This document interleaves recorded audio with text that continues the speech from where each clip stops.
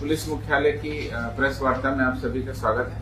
आज दो महत्वपूर्ण विषय हैं जिन पर आपसे वार्ता करेंगे। सबसे पहले emergency response support system ERSS अर्थात डायल 112 की हाल की उपलब्धियों के बारे में आपको बता दें। 6 जुलाई 2022 को डायल 112 सेवा का प्रारंभ हुआ, जिसको कि माननीय मुख्यमंत्री बिहार के द्वारा इसका लोकार्पण किया। लगातार 112 के वाहनों की लोकेशन कहां पर रहनी चाहिए, किस तरह से उनका रिस्पांस टाइम होना चाहिए, उस पर प्रतिनियुक्त सभी कर्मियों की ट्रेनिंग भी दी गई है और लगातार सॉफ्टवेयर के माध्यम से उनकी ट्रैकिंग भी की जाती है, जिसके फलस्वरूप औसत रिस्पांस टाइम में भी कमी आई है और आम जनता को ज्यादा से ज्यादा लोगों को कम से कम समय में हम लोग सुविधा दे रहे हैं। दिसंबर 2022 में जब पूरी व्यवस्था एक तरह से स्थायी हुई और उसमें जब हम लोगों ने मेजरमेंट किया तो पता चला कि हमारा एक माह में औसत रिस्पांस टाइम था 51 मिनट। एक महीने में जो कॉल दर्ज की गई थी उनकी संख्या थी 26,114 और उसमें से 842 पर हमने डेली इवेंट क्रिएट किया, अर्थात उस पर हमने कार्रवाई की 842 और 51 मिनट हमको समय लगा था औसत। फिर उसके बाद धीरे धीरे हम लोगों ने इसमें सुधार किया, वाहनों की लोकेशन और किस तरह से उसको डिप्लॉय करना, उसके पैटर्न को चेंज किया।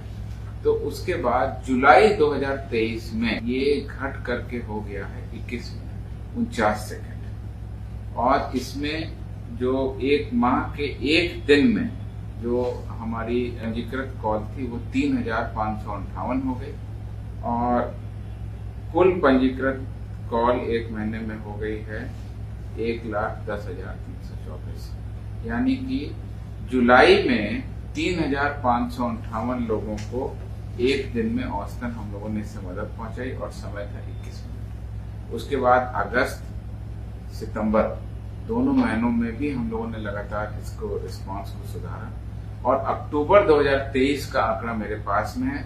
ये रिस्पांस टाइम अब 20 मिनट से भी कम 19 मिनट 1 सेकंड पर हो गया। इसमें पूरे अक्टूबर महीने में 1,03,526 कॉल आई, जिसमें से 3,339 कॉल को हमने मदद पहुंचाई, इवेंट दर्ज की और ये रिस्पांस टाइम अब 20 मिनट से भी कम आ गया।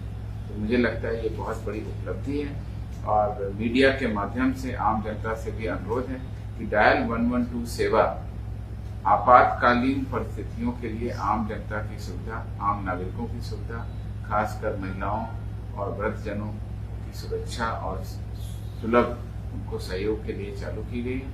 इसमें पुलिस के अलावा बाकी सेवाएं जैसे आगजनी के लिए या मेडिकल के लिए उसको भी एकीकृत किया गया है। इस प्रकार से अब हम कह सकते हैं कि औसतन 20 मिनट से कम समय में पुलिस का रिस्पांस हो रहा है और अधिक से अधिक मामले इसमें जनता रजिस्टर कर रही है।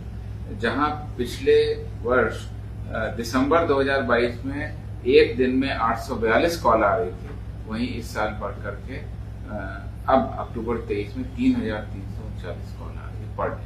और पहले हम लोग एक महीने में मॉनिटरिंग करते थे, फिर 15 दिन में, साप्ताहिक, और अब हम डेली मॉनिटरिंग करते हैं। और डेली मॉनिटरिंग के आधार पर 5 नवंबर 2023 की जो रैंकिंग है रिस्पांस टाइम की, उसके आधार पर टॉप 5 जिले इस प्रकार हैं।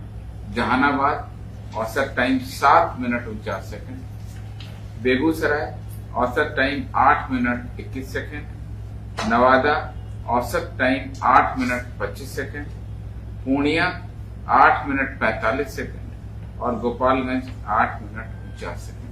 ये टॉप 5 जिले हैं जिसकी 5 नवंबर की रिस्पांस टाइम के आधार पर मॉनिटरिंग, अब हम लोग इसकी डेली मॉनिटरिंग करें और लगातार जहां पर ज्यादा समय लगता है उनको सुधारने का और किन कारणों से वहां कॉल रिसीव नहीं हो रहा है, रिस्पांस नहीं हो रहा है, उनको सुधार करने के लिए, वाहनों को लगातार दुरुस्त रखने के लिए, कर्मियों को लगातार चौकस रखने के लिए निर्देश दिया जाए। जैसा कि आप लोगों को जानकारी है, फेज 2 यानी ERSS परियोजना के द्वितीय चरण हेतु सृजित पदों की संख्या, इसमें कि पुलिस इंस्पेक्टर के करीब 250 पद हैं, पुलिस सब इंस्पेक्टर के करीब 1800 पद हैं और सिपाही के करीब 10,000 पद हैं हवलदार के करीब 3000 पद हैं और चालक सिपाही के भी करीब 2000 से अधिक पद हैं।